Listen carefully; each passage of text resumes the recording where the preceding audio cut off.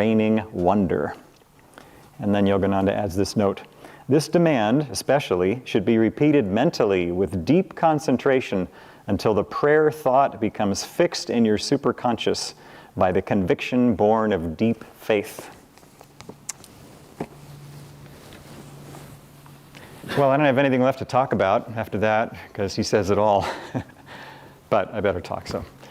Hi, everyone. A couple of definitions here, first of all. We had the chant, "Will that day come to me, Mother?" And Sri Ram Prasad says, so who's Sri Ram Prasad? Sri Ram Prasad is a saint from earlier in India, and he was one of many poets that just spontaneously felt God's joy pouring through him. And he would just sing spontaneously. I wish that I could do that, don't you? Don't you wish that you could just like speak as articulately as Shakespeare or sing as spontaneously as, like Sri Ram Prasad or like that? Well, we can practice, we can try little by little. But the poets also at that time would have this tendency to impersonalize themselves. They would, instead of saying, God is saying this, they would say their own name. So, for instance, it might be something like, some people may tell you that God's up there or God's different from you, but Sri Ram Prasad says Divine Mother's everywhere. And he would say, blind eyes, speaking of his own, but also ours, blind eyes, see the Ma, shining everywhere. So it's just fun. You'll hear other poets like Hafiz will say, Hafiz says, and like that. And another definition, Mahatma and Vasudeva. So Mahatma means great soul, literally, but a very wise person. Mahatma Gandhi was a title that India spontaneously gave him just for being such a great soul and inspiring them all. But, and Vasudeva is another name for God, for the Lord. So Krishna is saying in this, yet the wise Mahatma is hard to find. He who says all is Vasudeva. So that's a poetic way of saying it's rare somebody who is so filled with divine bliss that all they see is God everywhere, like Sri Ram Prasad. But we can be like that. That's our goal.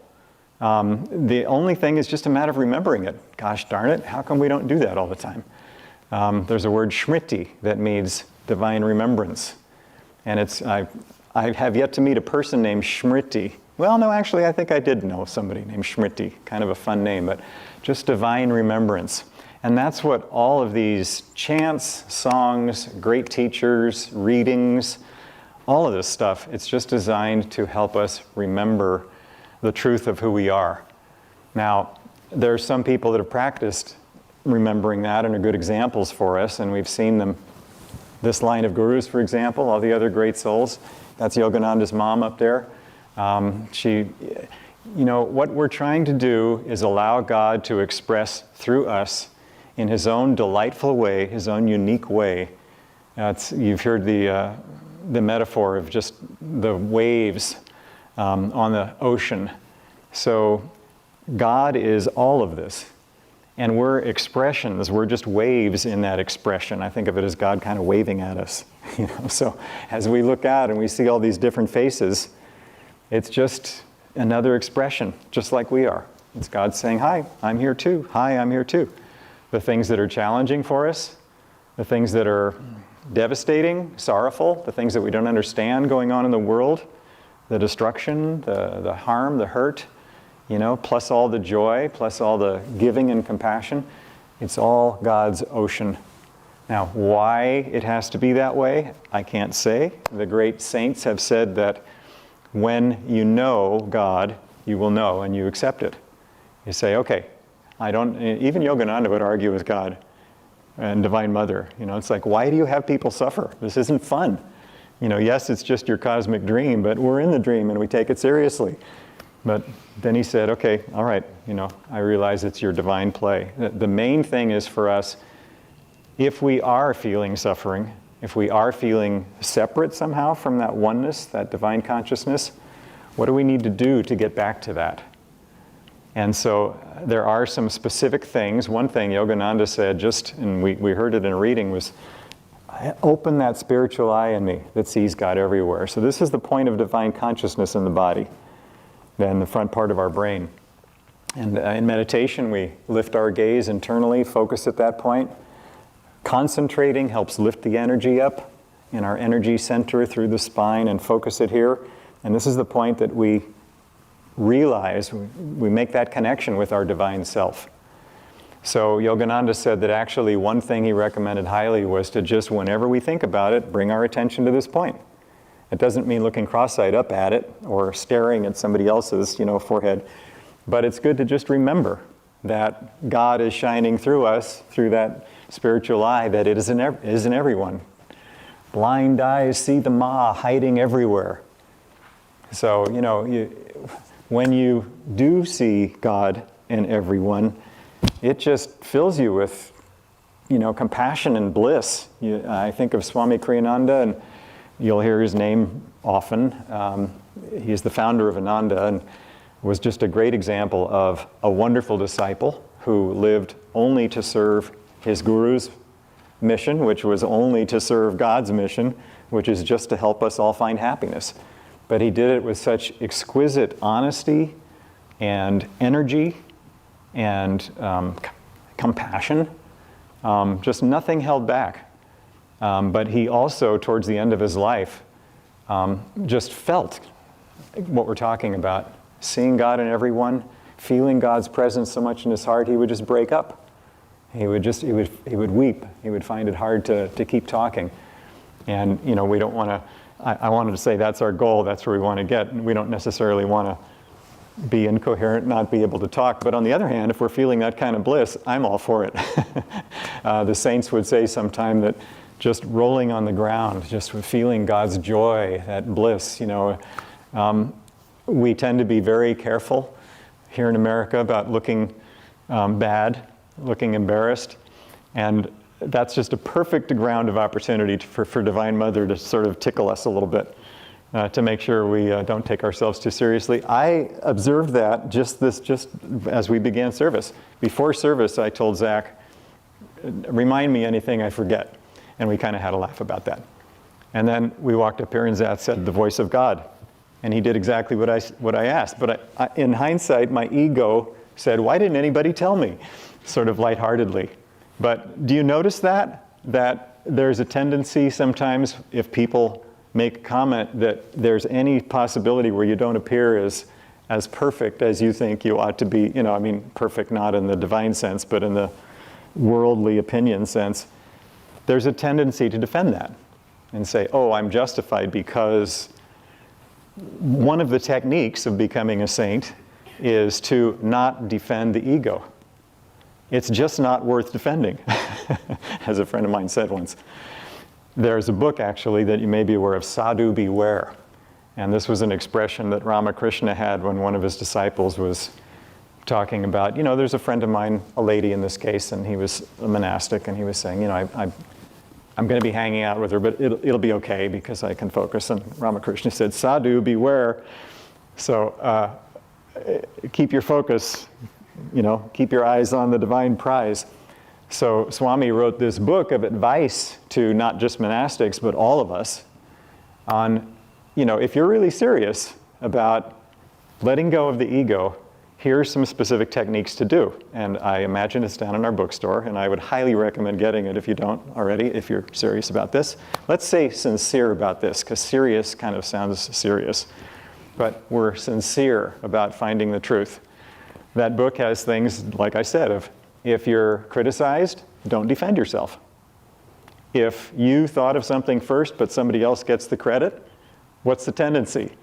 Yeah, actually, I had that thought too. Don't. Just let the other person have the credit. It's not easy. If you are wrong, to just say, I was wrong. Sometimes we get criticized when it's not our fault. And why does it come to us? Probably because we did something like that before and got away with it. So it's just coming full circle now. So just think of everything that's coming around to us, everything that's present in circumstances, people, as completely fair. Now, if there's any reaction to that, what is that? It's just, it's ego saying, well, but wait, that's not fair. what they said then, that's not fair, but actually it is. Because we only bring to us things that we generate by our own behavior, by our own thoughts. Thoughts have energy. So every thought we think, it generates a certain magnetism that draws things to us, positive or negative. Every action we have. So it's a good, I mean, this is an energy universe. And it's not just something we can hide. We did a class the other night where we were talking about introspection. And Swami Kriyananda talked about Yogananda many times knowing what all of his students were thinking. He would, read their minds essentially, but in a positive way. And Swami was surprised at that sometimes, but he remarked to Yogananda, "You knew?" And Yogananda said, "I know every thought you think." But that's what happens when we stop identifying with this particular ego, this particular personality. Ego's not bad. It's just, we have to, the wave has an identity that you can call it a wave, but it doesn't think, I'm a wave. It just expresses joyfully, just like children do. They just play, instead of like we start getting, I'm better at my game than you are in yours, and be competitive and all that. So let's talk about saints a little bit here. Mother Teresa is one that comes to mind, and I love the comment that, she's kind of the example that we have in this world of the saint that everybody recognizes as special and holy. And so there was an interviewer once that was holding a microphone in her face and said, "People say that you're a saint. What do you think about that?" And she said, "Why aren't you one?" Which is a good question. If you're not feeling that flow of God's inspiration, what do we need to do to make that happen? We need to be willing to let God in, to invite God in to every dark little corner. I know every single thought you think. Are we okay with that? Would we want Yogananda as our guru, or whoever we accept as our teacher or guide?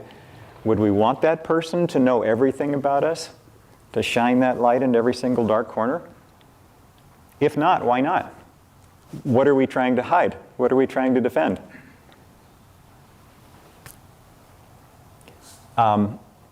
In the reading we had, "Be ye therefore perfect, even as our Father in heaven is perfect." Okay, that can wig us out a little bit, because we are such high achievers that we think, wait a minute, perfect like God?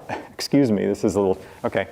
I'm going to make it easy for you. Think of perfection, think of perfect as free. Perfection is freedom. So be ye therefore perfect means be free. Now we can go for that. We're really in favor of freedom, So what is real freedom? Jesus said, "The truth shall make you free." The divine truth of just being honest with ourselves, being honest with God, of saying, "I want your help. I really do." And the points that I'm stuck on, the things that you can tell what you're stuck on, what you need help with, because they just keep happening. It's that energy field we were talking about, where there's a certain energy pattern of thought or behavior or feeling that keeps drawing the same circumstances to us. And if that's not working for us, if we're just not feeling joy in that, and if we're a little blind about it, then who do you call? You call Divine Mother. You call Master. You call your friends. You call your spiritual advisors. And you say, "Hey, I'm a little stuck here. I don't have a mirror of introspection that's showing me what I need to know to get any further. What do you see that I'm missing here?" And if we're really honest about that, first of all, people are probably really uncomfortable telling people, tell me the truth about myself. Even though I'd love to tell people the truth about themselves, but nobody ever asks. I should spend a little more time asking God, okay, what do you think is the truth about this? This kind of reminds me of a joke that you may have heard, where it's the Hollywood starlet at the cocktail party that says, "Well, but enough about me. What did you think of my latest movie?" I noticed that about my ego, It can be sort of trying to be, the right, humble sort of way, but notice the ways where you try to insert yourself to be noticed in situations. What if you tried to just not be important? Just don't be important. Enjoy other people being important. Enjoy God expressing through others. That's freedom. That's sadhu beware, all the things in there. What does it take to feel free inside? Do you know how much tension is involved in trying to maintain a facade of ego, of trying to maintain the structure of I'm important, I'm separate from you, I'm different, I'm more important? This saying of Jesus that we had in the reading, help me remember what that was. Well, be ye therefore perfect, but, and what was the other part of that in the reading? Do we remember? Anyway, it was part of the Beatitudes, the part of the Sermon on the Mount, where he was just saying, I'm going to read, I got to look at that since I'm intriguing us all. I say unto you that except your righteousness shall exceed the righteousness of the scribes and Pharisees, ye shall in no case enter the kingdom of heaven. What he was saying was to the crowd was, you know, don't go for what other people think of you. Don't go for outward reaffirmation of this ego. Go for truth. The truth shall make you free.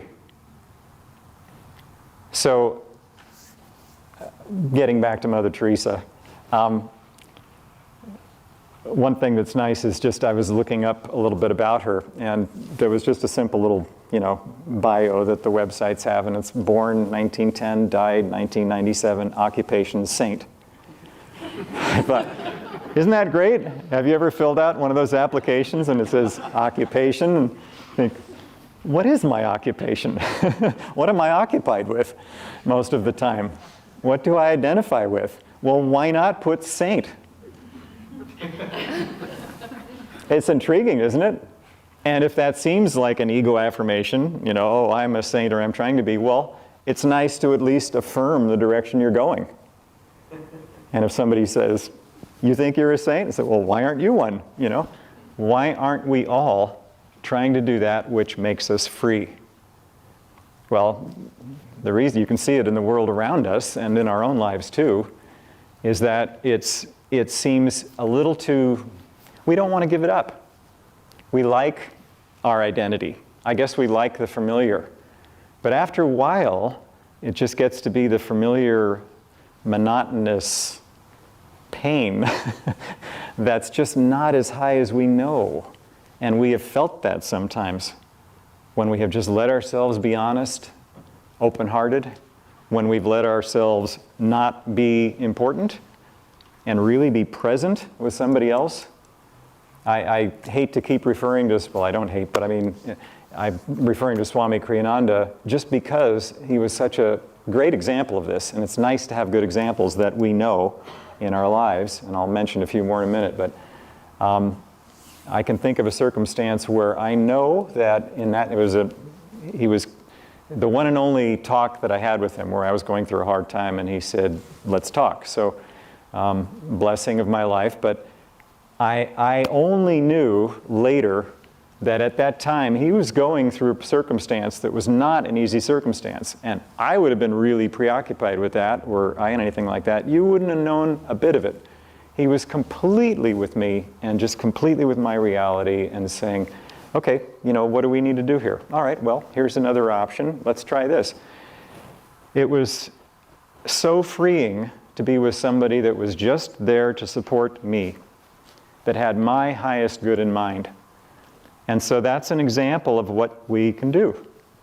When we're with, I mean, just if we find ourselves kind of thinking about what am I going to say next and how am I going to make an impression here, just forget about it. Ask God to inspire us. Ask God to help this soul in front of us, to really give them something they need. Pray for other people. Think of other people. You ever look at a group photo that has you in it? Who do you look at first? What if all those other people in that photo were just as important in your own mind as you are? Try that next time when you see a group photo. Look at the other people and just think, that person, what would it be like to have that person be as important in my consciousness as this one that I'm familiar with is?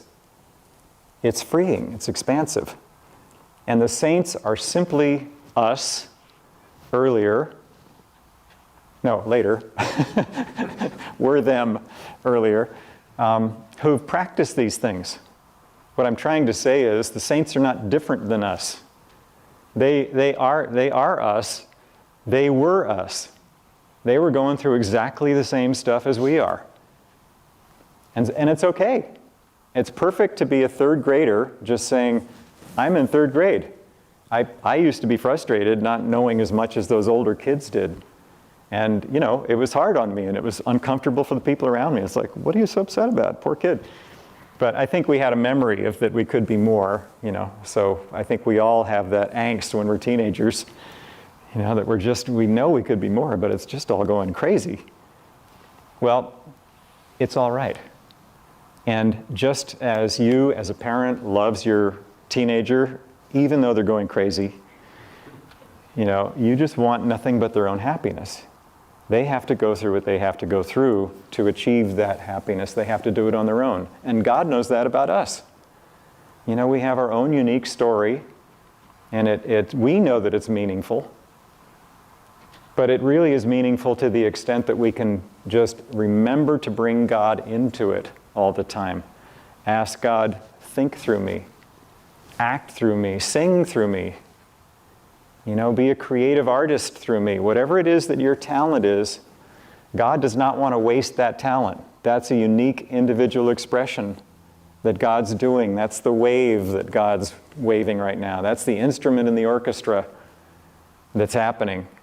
You can't have an orchestra without a whole bunch of individual instruments, but the beauty of it is the whole sound. So when our saxophone is getting a little too loud, that it's drowning out the other music around us, just hold back a little bit. In the choir, you know, where there's 4 different parts, I find it's useful sometimes to think, am I hearing all the other parts right now? Can I hear the alto part, especially? Or am I just so stuck in my bass part or tenor part that it doesn't even exist out there? What are all the other parts that are happening around us? So look for saints around us, look for saints within ourselves, encourage that saintly quality in us.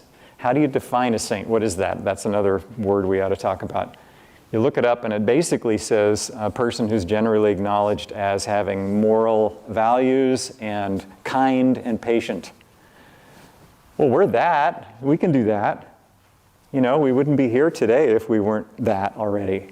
So just think of saintliness as just being kind with yourself as well as others, being patient with yourself as well as others, and then caring. Moral value is just caring. You know, caring about truth, caring about happiness. The more we can care about helping others be happy, that's what saints are. That's all these guys and gals want to do with us, is just have us be happy. They're our divine loving parents. So we need to be that expression to other people. We need to be God's eyes and hands on the planet. And the world needs it. And the people that are suffering right now, it's just because they're confused as to where happiness comes from. And maybe their heart and their soul knows what they need to do, but they're just not ready. They can't do it. They're frustrated with themselves. And it's a lot easier to kind of make noise to distract ourselves from doing what we know we need to do sometimes than it is to go ahead and do it. But the saints are people that they know that there's no other game in town, that distraction is just a detour, you know, and it's okay, but eventually it's going to bring us right back. So they are just people that say, you know, let's just keep going. Let's just say yes. Whatever comes of itself, let it come, Yogananda said. And I look around me, this is what I was going to say about people I see around me, is just the people that I'm impressed with are the ones that say yes all the time. I'll say Padma and Riemann here are examples of folks that just say yes, that said yes to Swami, that said yes to God in their lives and are doing their best to inspire all the rest of us.